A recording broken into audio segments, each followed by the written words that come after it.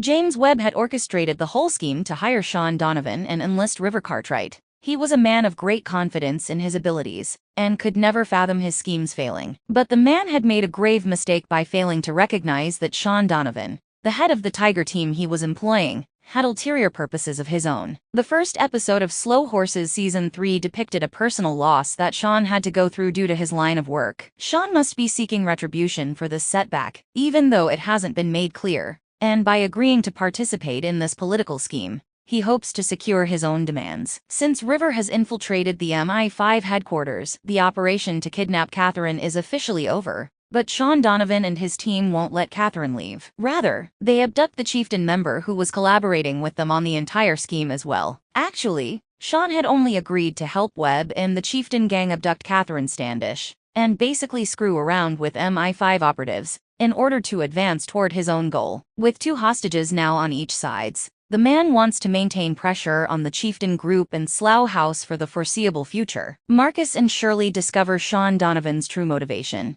as they go to investigate Donovan's flat, without realizing that Catherine's kidnapping was a hoax. But after breaking into the apartment, the 2 agents search the space and discover detailed blueprints for both the mission's second phase and the kidnapping. Sean and his team are obviously starting the second part now, with the goal of obtaining the MI5's Grey Books, which are a compilation of information about conspiracy theories that the MI5 keeps and uses to disprove them, as well as store classified information about cases involving conspiracy theories. Although Sean's motivation for looking for this compilation has not yet been made public, it appears likely that the agency covered up the death of Allison Dunn, his longtime girlfriend and coworker, and that the Grey Books hold the secret information. Sean is requesting the compendium and holding 2 hostages to confirm a meeting with James Webb, most likely as a result of this. The Grey Books are genuinely among the documents and files that Diana Taverner has been taking out of the Regent Park archive and keeping in her own division, as the episode clearly mentions. This implies that because the documents were removed from the headquarters, Webb would have a very difficult time ever wanting to assist the Renegade Tiger team leader. Diana Taverner's private records are undoubtedly outside the purview of this private security company, even if Webb and his CEO, Sly Monteith,